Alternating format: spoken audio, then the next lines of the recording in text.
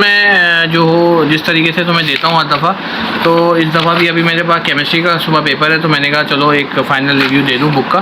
ठीक है, अब 8 चैप्टर है खाली हमारे पास, सही है, जो मोस्ट इंपॉर्टेंट चैप्टर है, और इसके साथ ही इसी वीडियो के अंदर मैं जो हूँ ना वो इंपॉर्टेंट जो है ना वो भी लगा दूँगा, तो वो भी देख लेना। बाकी अभी फ़ाइनल रिव्यू देख लेते हैं, जो चीज़ उन लोगों को तुमने जो की हुई है बस उसको रिपीट कर लेते हैं एक दफ़ा। ठीक है, तो सबसे पहले जो हमारे पास चैप्टर है वो है फंडामेंटल ऑफ केमिस्ट्री का चैप्टर है। ठीक है, फंडामेंटल ऑफ केमिस्ट्री का चैप्टर के अंदर ये हमारा यानी कि पुराना मिलता जुलता चैप्टर है जिसमें ब्रांचेस वगैरह होती थी। तो सबसे पहले जो हमारे पास है इसमें हमारे पास साइंटिस्ट हैं। ठीक है, तो अब हमारे पास मुस्लिम साइंटिस्ट के साथ साथ जो हैं हमारे पास जो है हिस्टोरिकल हमारे पास जो हमारे मॉडर्न पीरियोडिक टेबल के साइंटिस्ट हैं उनके बारे में भी हमें करना है। तो इसमें सबसे पहला जो हमारे पास एरिस्टोटल, इसके बारे में करना है हमारे पास, हमें जाबिर बिन हयान के बारे में करना है।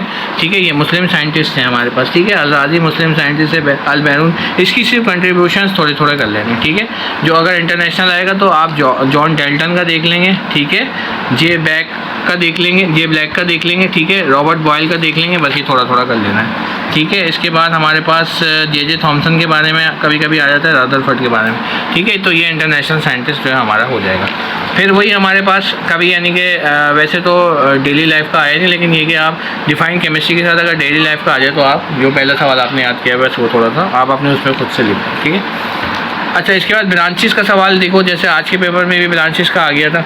ठीक है, बायोलॉजी के उसमें कि आप नाम बताएं और डिफाइन एनी थी, तो मैंने कहा डिफाइन एनी 4 कर लो, लेकिन नाम सारे याद होने चाहिए। ठीक है, तो ब्रांचेस भी कर रहे हैं आप लोग। ठीक है, ज़्यादातर चीज़ें डेफिनेशंस की हैं और डिफरेंशिएट की हैं। ठीक है, तो ये मैटर वगैरह के तो डेफिनेशन और डिफरेंशिएट तुम्हें शुरू से ही याद है, तो इसको थोड़ा थोड़ा रिपीट कर लेना, एलिमेंट और ये सारे ये सब चीज़ें तो इंपॉर्टेंट नहीं। अच्छा, ये एक छोटा सा चार्ट है, ये उसके लिए इम्पॉर्टेंट मैंने कहा है कि जब हमारे पास वो आ जाएगी इलेक्ट्रॉनिक कॉन्फ़िगरेशन आ जाएगी SPDF से, तो तुम्हें अगर खाली वो दे दें कि बोलेंगे कैल्शियम है, तो तुम्हें पता होना चाहिए कि कैल्शियम का एटॉमिक नंबर क्या है। ठीक है, तो इस तरीके से ये आप शुरू के 20 याद कर लो, इसके बहुत है हमारे लिए। ठीक है, अच्छा, इसके बाद हमारे पास ये कंपाउंड है, केमिकल फॉर्मूला सिर्फ डेफिनेशन है।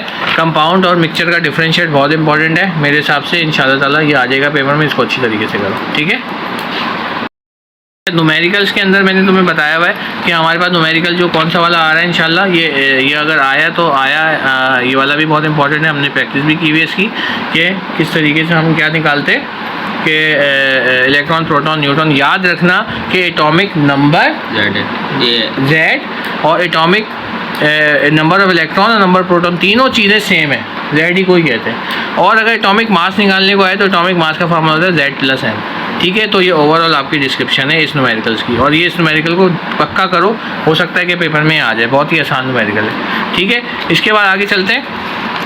नंबर ऑफ मोल का मेरे को लग रहा है कि आ जाएगा। नंबर ऑफ मोल का इस तरह का भी आ सकता है कि Na2SO4, अगर फर्स्ट करो कि टेकिंग ट्वाइस वाला आ जाए कि Al2SO4 टेकिंग ट्वाइस, तो याद रखना कि Al2SO4 टेकिंग ट्वाइस जो होता है ना वो दोनों से मल्टीप्लाई होता है। देखिए S यहाँ पे 2 हो जाएंगे और O जो है वो 4 मल्टीप्लाई बाय 2 होगा, तो S 8 हो जाएगा। ठीक है, जो मैंने तुम्हें एग्जाम्पल में भी कराया हुआ है। ठीक है, तो ये नंबर ऑफ मोल वाला भी आपको अच्छी तरीके से करना है। ठीक है, फिर आगे बढ़ते हैं।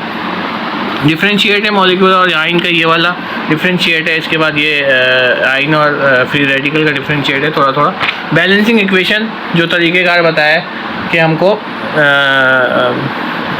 जो हमको रिएक्टेंट और प्रोडक्ट करके हम निकालते हैं। ठीक है, वो मेथड के थ्रू, जैसे ये वाला भी किया हुआ है इस तरीके से बिल्कुल करके। ये स्टेप में शामिल है, याद रखना ये स्टेप में शामिल है, डायरेक्ट 2 और 3 मत लिख देना, ये करना ज़रूरी है। ठीक है, तो ये नंबर अच्छे मिल जाएंगे। ठीक है, तो ये भी आपको करना है। ठीक है, इसके साथ साथ अच्छा ये तो खाली ये तो डिफरेंस।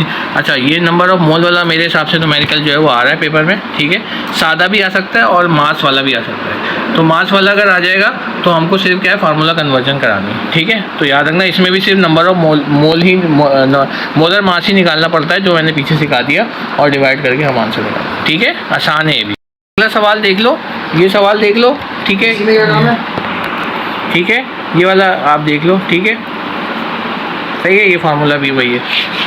अच्छा, इसके बाद हमारे पास, अच्छा ये न्यूमेरिकल एक नया न्यूमेरिकल है, जो मैंने ऐसी देख रहा था तो नज़र आ गया।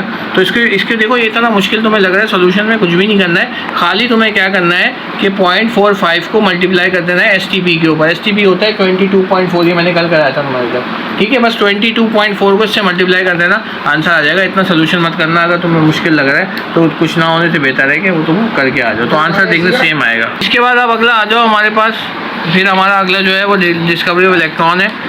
मोस्ट इंपॉर्टेंट है, ये डायग्राम के साथ अगर आ जाए सवाल तो कर देता हूँ, ठीक है, सही है।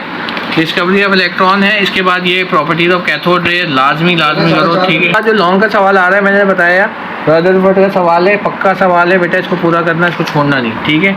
ये पूरा इसका जो लंबा सा सवाल है इसको पूरा करना, डिफेक्ट और रदरफोर्ड भी करो, ठीक है।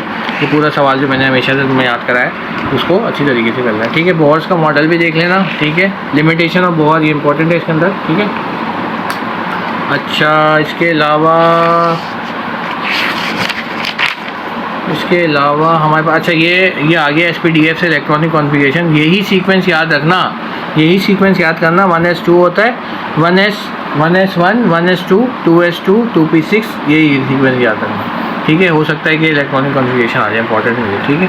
इसके बाद ये आइसोटोप वाला सवाल, अभी एक और भी कोई पूछ रही थी कि आइसोटोप्स की जो हमारे पास एप्लीकेशन है वो कौन सी वाली है, तो ये वाला आइसोटोप्स का सवाल और विद एग्जाम्पल जो है ये भी कर लेना, ठीक है। ये रही आइसोटोप्स की जो हमारे पास वो है, जो हमारे पास आइसोटोप्स की एग्जाम्पल है ये सारी, ठीक है, ये सारी कर लेना, ठीक है। हमारे पीरियोडिक टेबल का है। पीरियोडिक टेबल में अब हमारे पास जो इंपॉर्टेंट चीज़ है वो यानी ये डॉर्विनियर और ये न्यूलैंड, ये सारा जो छोटे छोटे सिर्फ छोटे से हैं। इसके अंदर ट्रांजिशन एलिमेंट्स का बहुत इंपॉर्टेंट है, ठीक है, ये पक्का देखो। इसके साथ साथ डिफरेंशिएट है, और हमारे पास ये 7A ग्रुप का हेलोजन फैमिली का इंपॉर्टेंट है, ठीक है। ये थोड़ा हमारा कभी कभी आ जाता है, लेकिन हमारे पास डिफरेंशिएट जो है वो अपना मेटल नॉन मेटल का वो बहुत इंपॉर्टेंट है, और ये इलेक्ट्रॉन नेगेटिविटी, ये सारी एफिनिटी, ये सारी डेफिनेशन छोटी सी हमारी, ठीक है। अच्छा, इसके बाद केमिकल बॉन्डिंग में मैंने बताया था तुम्हें शुरू से, केमिकल बॉन्डिंग की डेफिनेशन कर लेना, और ये मैकेनिज्म जो है ये पक्का लाजमी आ रहा है, ठीक है, सही है। बलिए अब ये अगला देख लेते हैं, ये कंफर्म आ रहा है हमारे पास, ठीक है। NaCl का मैकेनिज्म जो है ना ये पक्का आ रहा है, ठीक है। इसको अच्छी तरीके से कर लो आप, ठीक है। ये वाले छोड़ दो सारे। अब ये हमारे पास डबल कोवेलेंट बॉन्ड, ट्रिपल, ये डॉट एंड क्रॉस वाले भी देख लेना, टाइप्स ऑफ कोवेलेंट बॉन्ड में आ रहा है ये, ठीक है, ये भी देख लेना, ठीक है। डॉट एंड क्रॉस वाला और ये Cl वाला, ठीक है। ये पूरा मैकेनिज्म अगर ये पूरा याद कर लो सेम ये हमारे पास पूरा बन जाएगा, ठीक है। ये सारा हो गया हमारे पास। हाइड्रोजन बॉन्डिंग की डेफिनेशन, पोलर नॉन पोलर का डिफ्रेंशिएट लाजमी करो, ठीक है। और इसके साथ साथ हमारे पास स्टेट ऑफ मैटर के अंदर हमारे पास डिफ्यूजन है, डिफ्यूजन का डिफरेंशिएट और इनकी डेफिनेशन। डिफ्यूजन इन गैसेस आपको लाजमी करना है, ठीक है, गैसेस का बहुत इंपॉर्टेंट है। बॉयज़ लॉ, चार्ल्स लॉ की डेफिनेशन, ठीक है। इसका ये वाला न्यूमेरिकल बहुत इंपॉर्टेंट है, सिर्फ इसमें क्या करना होता है, V2 निकालना है, P1 V1 इसकी इनिशियल कंडीशन है, P2 V2, ठीक है। इसी तरीके से आपका चार्ल्स लॉ का, ठीक है, ये कर लो, काफ़ी है, ठीक है। और इसके अलावा ये सब छोड़ दो, कोई मसला नहीं है। फैक्टर अफेक्टिंग कर, ठीक है। और ये सॉलिड स्टेट ये सब छोड़ देना। एमॉर्फस और क्रिस्टलाइन फॉर्म ये लाजमी करना। एमॉर्फस फॉर्म ऑफ ये बहुत ही ज़रूरत है, एलोट्रॉपी बहुत आ रहा है, लाजमी आएगा, ठीक है। क्रिस्टलाइन फॉर्म ये जब ये अब लॉन्ग के शुरू हो जाएंगे क्वेश्चन, सही है। अब इसके अलावा जो नेक्स्ट चैप्टर है हमारा, इसके अंदर सोल्यूशन सस्पेंशन का डिफरेंशिएट लाजमी करो, छोटी डेफिनेशन है, ठीक है, ये लाजमी आएगा। और ये वाला न्यूमेरिकल के अंदर मैं तुम्हें बता दूँगा, ये वाला न्यूमेरिकल का चांसेस मुझे इतना नहीं लग रहा है, लेकिन ये कि देख लेना। और मोलैरिटी तो लाजमी आ रहा है, मोलैरिटी का फार्मूला भी तुम्हें पता है, किसी नंबर ऑफ मॉलिक्यूलर मास निकालना होता है, बाकी चीज़ें जो सेम होती हैं बस आपको वही डाल के निकाल लेना होता है, सिंपल, ठीक है। ये भी तुम्हें बहुत अच्छी तरीके से मैंने करा दिया है, ठीक है। इसके अलावा हमारे पास सॉलिबिलिटी है, इसके फैक्टर अफेक्टिंग है, ये लाजमी करो, ठीक है। आगे बढ़ते जाओ, बस 8 ही चैप्टर है, छोटा सा बिल्कुल केमिस्ट्री का आसान पेपर है, कल बहुत ही आसान पेपर आ रहा है, सिंपल, ठीक है। और ये इलेक्ट्रॉनिक केमिस्ट्री के अंदर हमारे पास इसके अंदर से जो चीज़ें इंपॉर्टेंट हैं वो ऑक्सीडेशन रिड्यूसिंग एजेंट है, इसकी डेफिनेशन हैं, ठीक है। ये लॉन्ग के सारे इलेक्ट्रोलिसिस ऑफ सेल है, ड्राई सेल, फैराडे लॉ लाजमी आ रहा है, सही है। फैराडे लॉ आप लाजमी करें, Faraday first law second law दोनों कर लो, दोनों में से कोई एक आ जाएगा, ठीक है, सही है। अच्छा, लीड ये बैटरी सेल वाला ड्राई सेल वाला बहुत इंपॉर्टेंट है, ये दोनों सेल का जो है ये कर लेना, ठीक है। फिर रस्टिंग इन आयरन जो है इसका भी, ये भी बहुत इंपॉर्टेंट है, इसको भी अच्छी तरीके से पढ़ लो, ठीक है। और इसके साथ साथ अब हमारे पास लास्ट चैप्टर है। लास्ट चैप्टर के अंदर हमारे पास मेटल नॉन मेटल का डिफरेंशिएट, मेटलॉइड की डेफिनेशन बहुत ही इंपॉर्टेंट है, पक्का आएगा मेटल नॉन मेटल का, ठीक है। इसके अलावा हमारे पास ये सोडियम आयरन ये सब चीज़ें जो है इतनी बस यानी कि देख लो, ठीक है। गोल्ड का एक मैंने देखा, गोल्ड का एक जगह लिखा हुआ था कि गोल्ड का नोट लिखो गोल्ड का, तो ये गोल्ड का यहाँ से देख सकते हो आप, ठीक है। तो बस ये इतना सा ही है भाई, और ये आप इसको अच्छी तरीके से कर लो। इसी में मैंने अपना जो गैस पेपर है वो भी दे दिया है, उसको भी अच्छी तरीके से कर लो, ठीक है। वो उसके अंदर सारी चीज़ें हैं जो हमारी रिलेटेड टू द एग्जाम है, और इंशाल्लाह कल का पेपर बहुत आसान आने वाला है। Wish you best of luck. Channel को सब्सक्राइब करें ताकि आपको आने वाली वीडियो से फ़ायदा हो सके।